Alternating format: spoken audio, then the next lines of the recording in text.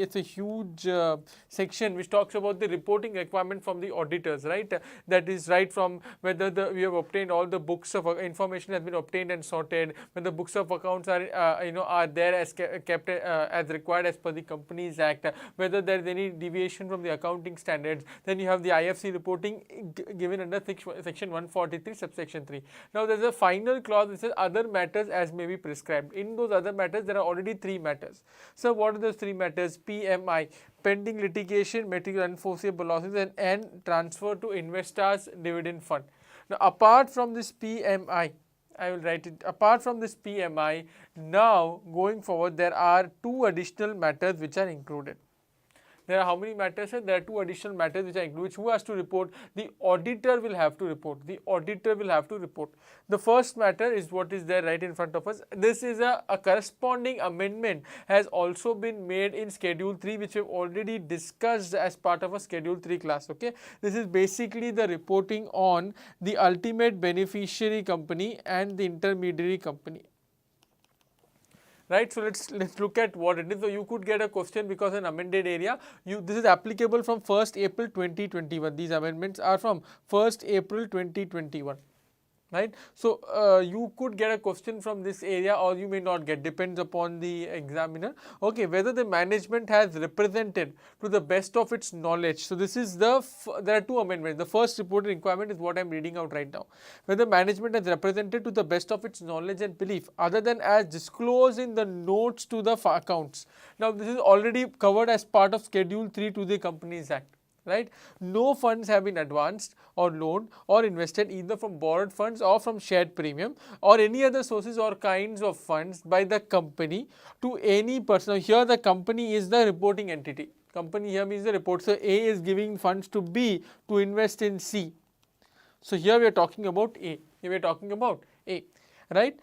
By the company to or in any other persons or including any foreign entities which are otherwise called intermediaries. So here B is an intermediary. I am giving it to A.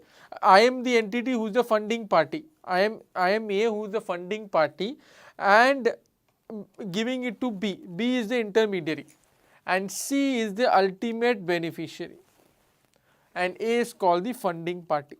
Funding party, intermediary and ultimate beneficiary, right. So here which is the company, sir? Company is the funding party, clear.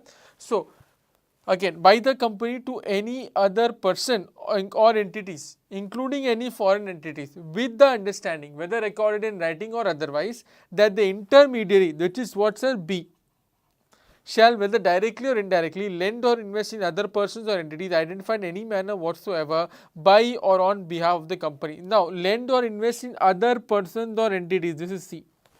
By or on behalf of the company, this company here means ultimate beneficiary. By or on behalf of the company, here this company means A. So A is giving money to B to invest it in C. So A here is the funding party, B here becomes the intermediary and C here becomes the ultimate beneficiary. Now you have to read this section comprehensively. Already there is an amendment in Schedule 3 with the similar wordings. So if you look at the earlier what we have discussed, other than as disclosed. So whatever is there as a disclosure with respect to this entire thing, apart from this, are there any other transactions which the company has not reported, similar transactions? If that is the case, then we have to give a reporting here. Who has to give the reporting here? The auditor will have to give the reporting here. The content remains the same, just that there is an audit reporting and then there is Schedule 3. If Schedule 3 the transaction is not available, then the auditor will have to report. That is all it means. Or provide any guarantee, security or the like on behalf of the ultimate benefit. So B can either give it to C or B on behalf of C can give it to any other third party. Both such transactions have to be disclosed. So this is one reporting requirement. The other reporting requirement, I have not completed the clause, right. So I told you there are 2 clauses.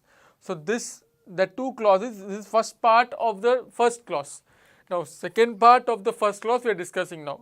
Same concept, A gives to B, B gives to C. Here A is the funding party, B is the intermediary and C is the ultimate beneficiary. Here the reporting is from a B's perspective. So if you are the auditor of, earlier the reporting was from A's perspective, if you are auditor of A, here the reporting is from B's perspective, whether you have received funds, if so whether you have whether you have put the money or given to someone on behalf of C, that is the ultimate beneficiary. If so, you have to report here. If those transactions are not disclosed in the notes to accounts, if those transactions are not disclosed in notes to account, because a corresponding amendment has also been made in Schedule 3, which we've already discussed earlier. I'm just reading the clause where the management has represented that. So earlier clause also, the management has to represent. Going back earlier, management has represented, right? When the management has represented that to the best of its knowledge and belief, other than as disclosed in the notes to accounts, no funds have been received, because they are talking from B's perspective. I have not received any funds. Other than as disclosed, I have not received any funds from any person or entities, including foreign entities, funding party, which is what's an A here. With the understanding, whether recorded in writing or otherwise, that the company, whether directly or indirectly, lend or invest in other persons or entities identified in any manner whatsoever by or on behalf of the funding party, that is A. Okay, so ultimate beneficiary is C. Lend or invest in other persons or entities identified in any other manner whatsoever. So this lend or invest in other person is basically C. Or provide any guarantee, security or the like on behalf of C, which is the ultimate beneficiary. So there should not be any transaction other than what is disclosed in the notes to accounts of B's financial statements. If so, we have to report it under. If there are some transactions which are not disclosed in FS but are there, then that has to be reported as part of section 143 subsection 3. Based on such audit procedure, the auditor has considered reasonable and appropriate in the circumstances. Nothing has come to their notice that has caused them to believe that the representations under subclause 1 and subclause 2 contain any material misstatement. So, sir, the first reported requirement, okay, that is, so we have PMI and then you have this particular requirement which we discussed. This requirement has 3 subclauses, A, B and C, or let me put 1, 2 and 3. 1, 2 and 3. Now, the first subclause is on funding party making the disclosure. The second subclause is on intermediaries making the disclosure, and the third subclause is, sir, everything has been represented by the management saying that there are no other transactions, but basis your audit procedures, management can give a false representation also possible, but basis your audit procedures, do you think that the auditor, do you think that whatever the management is representing is reasonable and appropriate in the circumstance? That has to be given here, reasonable and appropriate. The reporting under 1 and 2, whether it is reasonable basis the audit procedures that you have performed. Nothing has come to my notice, that is whose notice, auditor's notice, that has caused them to believe that the representation under subclause 1 and 2 contain any material mistake. Clear? So with this 143 subsection 3, the first clause is done. The second clause is very, very simple, that is on the audit trail. Now this is forming part of your books, though it is applicable from 1st April 22, I am not sure whether it is applicable for your attempt May 22, but it is already there in the books from May 22 onwards. So this may not be applicable, any which way I will take it, if it comes you write it off, right. Whether company in respect, so now there is a new requirement of something called ERP. You know what is an ERP? Enterprise Resource Planning, that is accounting systems. Accounting software. So a lot of companies use Tally, some use Oracle, some use SAP, some use different software, the QuickBooks, this, that, okay. So now with the aim to increase transparency, MCA brought out a new notification saying that the accounting software that is used by the companies, all companies, there is no small, big, medium, nothing of that sort is there, right. Whatever accounting software that the company is using, that software need to have a specific audit trail feature, need to have a feature of recording audit trail. Okay, what is an audit trail, sir? What is an audit trail? Audit trail, if you consider, I mean, you would have studied in your CA Inter, it's a step-by-step sequence. Say, for example, I am doing a vouching, right? So, when I do a vouching, there is a revenue transaction, say, there is a revenue transaction. So, how do I, vouch that revenue transaction, right? So there will be, for what is the first document? So there will be an inquiry, right? Then you will send a quotation, then there will be some discussion, then quotation will become the first document. Then once the commercials are and the services are confirmed, then there will be a customer PO. Then once you deliver, there will be a delivery challan. After you deliver the delivery challan, then there will be an invoice, right? And then there will be a stamp from the customer's side saying that this has been delivered, right? So this is the complete audit trail for that one transaction of revenue. Clear? So now the accounting systems should be equipped in such a manner that there should be a possibility to record the audit trail with an edit log first. That means who is passing the entry, who is approving the entry. So there should be an edit log facility, and the same has to be operated throughout the year. So if someone passes the entry, his name should appear when he has passed the date, whether he has changed the entry, who has approved it, all those things also will have to be captured as which should be there in the ERP. Otherwise, you should not use the ERP if you are a company. Okay, in the audit, and the audit trail feature has not been tampered with and the audit trail has been preserved by the company as per the statutory requirements for record retention. So this is the new reporting requirement that the auditor will have to give. Now let me take you through the definition of audit trail. Step-by-step sequential record which provides evidence of the documented history of financial transaction to its source. An auditor can trace every step of the financial data of a particular transaction right from the general ledger to its source document with the help of audit. So I have passed an entry. What is the source? From where is this transaction coming from? Why have I passed the journal entry? So that has to be captured as part of the ERP. For example, you are getting the fixed asset, you are buying a fixed asset, there will be an invoice, before there will be a purchase request, there will be some user department who have requested for a laptop. So all that has to be now forming part of the audit trail. See, practically there are a lot of things that we can discuss, but from a theoretical standpoint, this is what is the new amendment that is carried out. So this is applicable from 1st April 22, which is like in the next few days. The next few days, all the companies will have to gear up and will have to revisit their software and see whether they have an audit trail facility or not, right? And because the reporting requirement is that it has to be operated throughout the year, not only this year, throughout, that is from 1st April 22 to March 23, right? So therefore this is very, very important. Clear? So this is the second clause. So first subclause and first clause and the second. So there are two additional clauses that are there. So apart from that, there is one one amendment which is made under section 197 of the Companies Act. A new subsection has been inserted. Section 197 subsection 16 of the Companies Act that requires as under. So if you remember, if you've gone through your CARO 2016 as part of your articleship or whatever, there used to be one clause, and now you have 20 anyway. So there used to be one clause which talked about remuneration is as per remuneration, the managerial remuneration. Clause 11, if I am not wrong, it's clause 11. The managerial remuneration is as per section 197 of the Companies Act. Now this is applicable only for public companies. Applicable only for public companies. Those companies are required to see whether any remuneration that is being provided to the directors of the company, to the managers of the company, whether they are as per section 197. There are some limits which are given 197. Like say the thumb rule limit is 11% of the net profits as computed under section 198. Net profit as per 198, right? So over and above that, if there are the remuneration is higher, then the company has to give a proper justification. A resolution has to be passed. Now, this clause was removed completely from CARO 2020.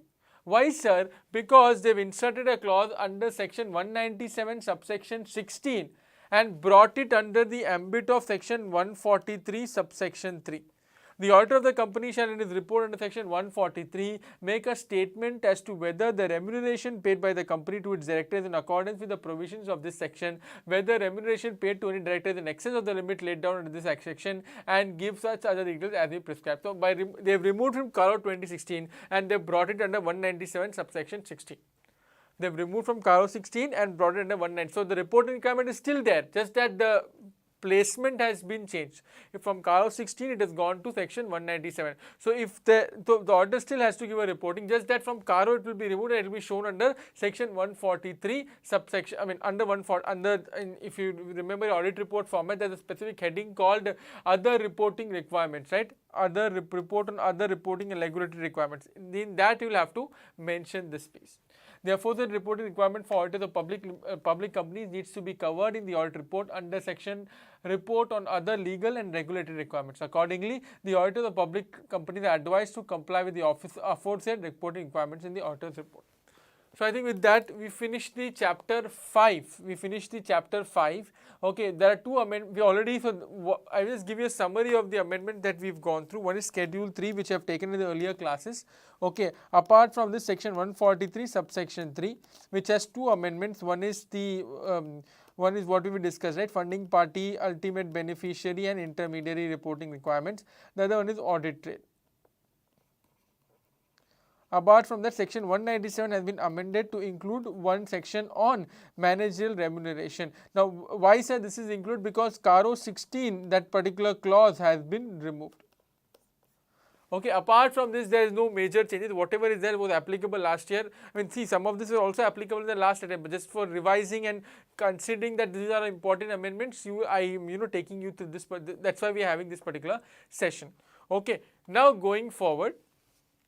Now let's discuss chapter 7. Now in this chapter there are multiple amendments. Okay, if you look at your May 22 examination study material given by ICAI, there are so many amendments which are there in this particular chapter, corporate governance and audit committee. Okay, there are multiple amendments which are there. Now probably you can go through. I have only summarized the amended portions of this chapter. I have not completely taken this chapter, that's already available, and I am sure you already would have learnt it as part of your earlier syllabus. I mean earlier this thing, learning management system, but this is only we are going to discuss the amendments to chapter 7.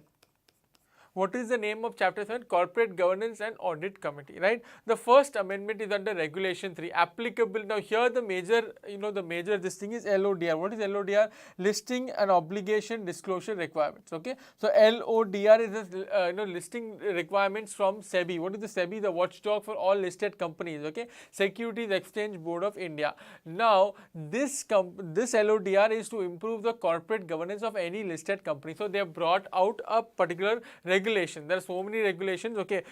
Certain regulations are general in nature, certain regulations are applicable to certain classes of companies, okay? So now this regulation requires the companies to disclose certain things with a view to again increase the ensure the best corporate governance practices, okay? So now first is the applicability. The provisions of these regulations which become applicable to listed entities on the basis of market capitalization criteria shall continue to apply such entities if they fall below. So now if you look at the LODR, if you go to Google and if you see the LODR, though not everything is covered as part of your audit syllabus, it is there in your law syllabus, okay? There are general regulations. Then there are regulations for equity listed, debt listed, certain other securities. Okay, so every type of listing has separate regulations which are covered. Okay, now here what happens? So there are certain companies, okay, whose certain regulations are based upon or are made applicable basis the market capitalization of certain companies. What is market capitalization? Basically the market value per share into the number of shares, yes or no? That will be the market capitalization. We all know this, it's your simple SFM. Now your market capitalization, say if it is more than 500 crores right now, and one particular regulation is applicable to you which you have to comply. The moment it falls below 500 crores, possible, highly possible, stock markets keep jumping up and down. Whether you can say this is not applicable, answer is no. They shall continue to apply to such entities even if they fall below such threshold. Once applicable, always applicable. That's what it means, right? The provision of these regulations become applicable to listed entities on the basis of criterion of the value of outstanding listed debt securities shall continue to apply to such entities even if they fall below such threshold as mentioned in sub-regulation 1A of regulation 15. The moment it is applicable, it is always applicable. This could be a simple case study or choose the correct answer. Now, Audit committee. Now, there's a specific discussion on audit committee. Most of the provisions remain the same. Only one role of audit committee, if you look at the ISM, there are some 16, 17 points. You can be asked a question, direct question. Now, there's a specific this thing added. This could be an MCQ. Consider and comment on rationale, cost benefit and impact of schemes involving merger, demerger, amalgamation, etc. on the listed entity and its shareholders. So, audit committee role. This is in the role of audit committee, this point is specifically included now. This is the point number 16th or 17th in your study material. This point is specifically included. This point is specifically included now. So, audit committee also, whenever there is any merger, amalgamation, demerger, whatever it is, the audit committee has to comment, consider and comment on the rationale why it is done, cost benefit, what is the synergy, what is the impact involving all these areas. Clear? So, this was not there earlier, this is a new addition. Now, the next set of disclosure, this should be heading obligation with respect to employees including senior management, key managerial person, director and promoters. Okay, so this is important. Now, this is important because now recently in 2021, okay, there were a lot of changes made to something called high value debt listed entities. High value debt. Before I go into that, you need to understand what are these type of companies. These are companies which are having non-convertible debt listed. Sir, can I have debt listed on stock exchange? Answer is absolutely. There are a lot of companies who have debt which is listed on the stock exchange, not the equity but the debt. Okay, high value debt listed entities. Now, if a company whose debt is listed, now what kind of debt, sir? Non-convertible debt, NCD. That is debentures basically. If my non-convertible means they are not likely or they are not going to be converted to equity. If my non-convertible debentures are listed in the company which is 500 crores or more outstanding, then it is a high value debt listed entity. 500 crores or more. 500 crores or more. So, in the recent circular, they have brought about certain amendments where it includes these high value debt listed companies. They also have to comply with certain requirements. Clear? So, now keeping this background, this term is repeated in multiple areas. So, you need to use the definition of this term. Non-convertible debt plus 500 crores or more outstanding is listed. The outstanding amount which is listed is 500 crores or more. Then it becomes the high value debt listed entity. Okay. Now, a director shall not be a member in more than 10 committees or act as a chairperson in more than 5 committees. This is earlier there. Okay. Across all listed entities in which he or she is director, which shall be determined as follows. So, 10 committees member maximum, 5 committees chairperson maximum. Okay. Now, the limit of the committees of which a director may serve in all public limited companies, whether listed or not, shall be included, and all other companies including private company, foreign companies, high value debt listed companies and companies under section 8 of the Company Act shall be excluded. So, the purpose of determining this 5 and 10, that is as a chairperson and as a member, these 4 items have to be excluded. So, you do not have to include this 5 and 10, you have to include membership or chairmanship in private limited companies, foreign companies and high value debt listed companies and section 8 companies. The next one, when I say committee, what is a committee, sir? Committee is the membership in an audit committee and the stakeholders relationship committee, that is all. Only these 2 have to be considered. When I say 10 committees and 5 committees, it's only your audit committee and stakeholders relationship committee. All the other committees need not be considered for the purpose of calculating the limit under LODR. High value debt, okay. The independent directors of this is the definition, independent directors of the listed company shall hold at least 1 meeting in a financial year without the presence of non-independent directors and the members of the management, and all the independent directors shall strive to be present at such meetings. So, this is also one requirement which is given. Independent directors of the company, you know what is an independent director, I am sure. Okay, they have to meet at least once in a year without any non-independent directors or executive directors in the company. So, that is what this means. Next one, secretarial audit and secretarial compliance report of listed entities and its material unlisted subsidiaries. Every listed entity and its material unlisted now the definition for this also, I am sure you will know, 20% of the assets, 20% of the cash flows. That's the definition which is given. You can refer the book. Okay, for certain areas I have not given, so we will just take that definition, right? Every listed entity and its material unlisted subsidiaries incorporated in India shall undertake secretarial audit and shall annex a secretarial audit report given by a company secretary in practice in such form as specified with the annual report of the listed company. So, there should be a secretarial audit done for all listed companies and its material unlisted subsidiaries, okay, incorporated in India. Okay, that has to be done by a practicing company secretary. Every listed entity shall submit a secretarial compliance report in the such form as specified to stock exchanges within 60 days from the end of the financial year. So, this was amended. Earlier it was not there. 60 days from the end of this. These are important MCQs in the examination. How many times a secretarial compliance report? 60 days from the end of each financial year. Going forward, the risk management committee. So, we discussed secretarial, now coming on to the risk management. Now what is the risk management committee? Just to give a background. So, you have the board of directors and certain companies above 500 crores market cap, they have to have a risk management committee. So, what is this risk management committee? They are generally people or a committee which is required to understand the risks that the entity faces, understand what is the risk management policy of the company, monitor the risk management policy, monitor the risk and see whether all the risks are identified and they are being addressed by taking the appropriate action. Now, risk include internal risk, inherent risk, control risk, it includes business risks, all risks, okay, IT risk, cyber security risk, everything has to be considered, okay, by this risk management committee. Ideally, it's the function of the board which is delegated to a separate committee called the risk management committee. Clear? Now, the risk management committee shall have minimum 3 members with majority of them being members of the board of directors. So, 3 members with majority of them being members of the board of directors, including at least 1 independent director, and in case of a listed entity having outstanding sweat equity shares, at least 2/3 of the risk management committee shall comprise the independent directors, right? So, the risk management committee shall have minimum 3 members. What is the minimum, sir? 3 members, right, with majority of them being members of the board of directors, with majority of them being members, that is clear, including at least 1 ID independent director, and in case of a listed company having outstanding SR equity shares, at least 2/3 of the risk management committee shall comprise of LC with SR equity shares.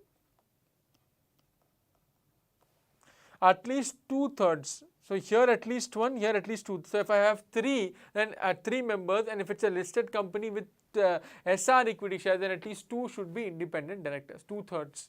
So, at least 2/3 should be independent directors. The risk management committee shall meet at least twice in a year. The quorum for meeting of the risk management committee shall be 2 members or 1/3 of the members of the committee, similar to what we have for board, whichever is higher, including at least 1 member of the board of directors is in attendance. Now, these are finer points. Case study can be asked in the examination. The meetings of the risk management committee shall be conducted in such manner that on a continuous basis not more than 180 days have been elapsed for any 2 consecutive days. So, first meeting and second meeting should not have more than 180 days of gap. Should not have more than 180 days gap. If it has more than 180 days gap, then it is a non-compliance with LODR which has to be reported. Clear? The board of directors shall define roles and responsibilities of the risk management committee and may delegate monitoring and reviewing the risk management plan to the committee and such other functions as it may deem fit, and such functions shall specifically cover cyber security. This is the amended area. That is why it is brought about. Such functions specifically cover cyber security. So, that is there. It may be noted that the roles and responsibilities of the risk management committee shall mandatorily include the performance of functions specified in part D of schedule 2. So, schedule 2 defines who should do what. Audit committee it is there, for risk management committee it is there. So, all of that should be there in the roles and responsibilities. shall have powers, RMC shall have powers to seek information from any employee, obtain outside legal or other professional advice and secure attendance of outside relevant expertise if it considers necessary. So you can get similar to board, powers of the board are there, outside legal or other professional advice and secure attendance of outsiders with relevant expertise if it considers necessary. Now, related party disclosures, regulations 23, 27, 46 and schedule 5. Again, not major change, the change is only with respect to this high value debt listed entities. Okay, the listed entity shall submit a quarterly compliance report on corporate governance in the format as specified by the board from time to time to the recognized stock exchange within, now when you say board here means the SEBI, Securities Exchange Board of India, right, not board of directors. Within how many days, sir? 21 days of each quarter, 21 days on the end of each quarter, the board will have to, sorry, the companies will have to give the quarterly compliance report. Details of a material transaction related parties shall be disclosed therein. The report shall be signed either by the compliance officer, which generally is the company secretary of the company, or the chief executive officer of the listed entity. The company shall disclose the policy on dealing with related party transactions on its website, and a web link thereto shall be provided in the annual report. The listed entity shall disclose transactions with any person or entity belonging to the promoter group which holds 10% or more shareholding in the listed entity in the format prescribed in the relevant accounting standards for annual results. Again, I repeat, this could be important. The listed entity shall disclose the transactions with any person or entity belonging to the promoters or promoter group which holds 10% or more shareholding in the listed entity. Okay, so I have to disclose all my transactions, the company, with the entities, with any person or entity belonging to promoter or the group of the promoter which has 10% or more shareholding in the listed entity in the format prescribed. The listed entity shall submit within 30 days from the date of publication of its standalone and consolidated financials for the half year disclosures of related party transaction on a consolidated basis in the format specified in the accounting standards for annual results to stock exchange and publish the same on its website. So again, going back, just to reiterate, again I am going back. So this 21 days is for the quarterly compliance report. Okay, 21 days. So now we were discussing on related party transactions. In that, all of this has to be there, this has to be there, that has to be there. Transactions will have to be disclosed as per the relevant accounting standard. This has to be given within 30 days from the date of publication of its standalone and consolidated financial results for half year. Disclosure of related party transactions on a consolidated basis in the format specified in the relevant accounting standard for annual results to the stock exchange and publish the same on its website. So this is on a half year basis. Half year. Related party transaction is on a half year, not every quarter. Compliance report is quarter, this is half year. High value debt listed entity shall submit such disclosure along with the standalone financial results for the half year. They also have to disclose. Earlier it was not that, this is a new amendment. They also have to submit such disclosures for the half year. Not every quarter, not every quarter, but half year. Now, report on corporate governance. The listed entity shall submit a quarterly compliance report on corporate governance in the format specified by the board from time to time, recognized to the recognized stock exchange within 21 days from the end of each quarter. The same shall be signed by either the compliance officer or the CEO of the listed entity. The auditor should ascertain whether the board of directors have included in the annual report of the listed entity a separate section on corporate governance with a detailed compliance report on the corporate governance. Any data in the report on the corporate governance should not be inconsistent with that contained in the financial statement. Sir, let me put things clear. So, there is a quarterly compliance report with the management which have to give. That is a quarterly exercise within 21 days, which is similar to what we disclosed earlier. It's again repeated. There is a report which the auditor will have to give. That is on annual basis, on the financial statement, on the annual basis, included in the annual report. No? He has to ascertain whether the board of directors have included annual report, a separate section on corporate governance with a detailed compliance report on the corporate governance. Okay. So, then there is the auditor certification, all of that. So, there is a quarterly compliance report which the listed entities will have to give every quarter. Annual compliance report will have to be included as part of the annual report of the company, with the auditor has to determine whether there is a separate section under which it is given. That is all. Any data in the corporate governance should not be inconsistent. In the corporate governance report, I am saying revenue is 500 crores. FS, it is only 200 crores. It is inconsistent. it is inconsistent, and therefore they have to ensure, who has to ensure, auditor has to check whether the data which is given in corporate governance report is in line with what is there in the financial statement. This is what you have your SA 720. If you remember, final students will know this SA 720, where you have to read the other financial information and the in financial statement, see whether they are consistent and they are not inconsistent. Yes. With this, we come to the end of this particular, chapter 5 and chapter 7 of corporate governance. This thing, in today's session, we discussed two amendments in two important chapters. One is chapter 5, your company audit. The other one is chapter 7, your audit committee and corporate governance. Please go through the book. So whatever has been highlighted, this is only summarizing all the amendments. Again, this is not the entire chapter. This only summarizes the important amendments. There could be simple MCQs, there could be simple, case studies which could be asked. If you know the amendments, you'll be able to write. If you don't know the amendments, you will not be able to write. So please go through the book, and highlight these amendments so that you can revise it. Till then, take care and thank you. Let's meet after 15 minutes for the next session. Thank you.